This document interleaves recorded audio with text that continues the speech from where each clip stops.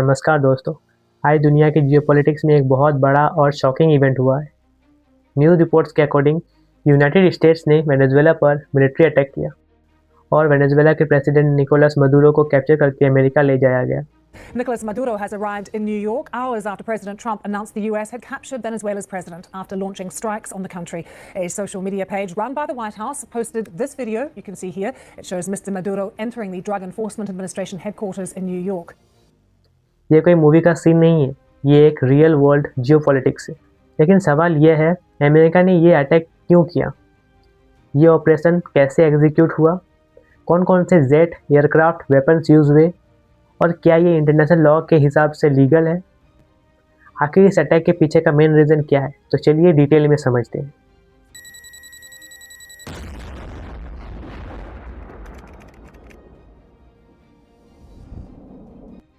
US और Venezuela के बीच tension आज की नहीं बल्कि सालों पुरानी है। इसके 3 मेन रीजंस हैं। First, oil power.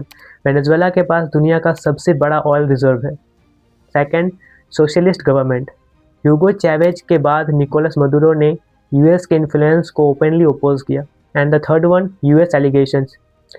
यूएस का क्लेम है कि Maduro regime drug trafficking, corruption, human rights violence में इन्वॉल्व है। Venezuelan President Nicolas Maduro has spent the night behind bars in the US after he and his wife were abducted on drug trafficking charges. Reports के according इस पूरे military action का code name था operation absolute resolve. 3 जनवरी 2026 early morning US ने months की planning के बाद एक सरप्राइज मिलिट्री ऑपरेशन लॉन्च किया।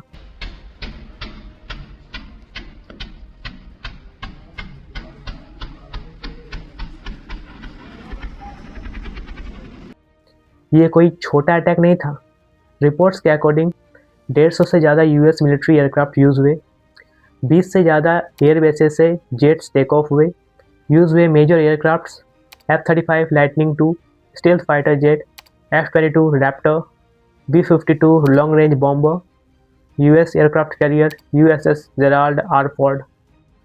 अटैक का पहला फेज था electronic warfare. Venezuelan radar system jam किए गए, कम्युनिकेशन डिसरप्ट किया गया, एयर डिफेंस टेम्पररी ब्लाइंड हो गई। इसके बाद ही एक्चुअल एयर स्ट्राइक स्टार्ट हुए। ये सबसे इंपॉर्टेंट पार्ट है, मदुरो कराकस के 40 ट्यूना मिलिट्री कॉम्प्लेक्स में मौजूद थे। यूएस स्पेशल फोर्सेस हेलीकॉप्टर से लैंड हुई, कंपाउंड के अंदर एंट्री की, सिक्योरिटी फोर्सेस को न्यूट्रलाइज किया, मदुरो और उनकी वाइफ को अलाइव कैप्चर किया गया। पूरी ऑपरेशन 2.5 घंटे के अंदर कंप्लीट हुई। मदुरो को हेलीकॉप्टर से यूएस वारशिप तक ले जाया गया, वहाँ से मिलिट्री एयरक्राफ्ट के थ्रू न्यूयॉर्क ट्रांसफ़र किया गया। इस अटैक के बाद ग्लोबल आउटरीच देखने को मिला। Russia and China strong condemnation, Spain and Brazil international law violence, UN emergency discussion. Experts का कहना है यह एक्शन इंटरनेशनल लॉ के अगेंस्ट हो सकता है, सोवेरेनिटी का सीरियस वायलेंस है। अब तक हमने जो देखा वो सिर्फ एक कंट्री का अटैक नहीं था, बल्कि ग्लोबल पावर पॉलिटिक्स का डेंजरस एग्जाम्पल है। यूएस ने वेनेजुएला पर मिलिट्री अटैक किया, एडवांस जेट, साइबर वॉरफेयर और स्पेशल फोर्सेस यूज हुई। मदुरो को कैप्चर करके यूएस ले जाया गया। लेकिन दुनिया भर में इस पर सीरियस लीगल और मॉरल क्वेश्चन उठ रहे हैं। ऐसे इवेंट्स हमें याद दिलाते हैं कि इंटरनेशनल पॉलिटिक्स में पावर सबसे बड़ा वेपन होता है। आप क्या सोचते हो? कमेंट्स में अपनी ओपिनियन ज़रूर लिखना। आपका बहुत बहुत धन्यवाद।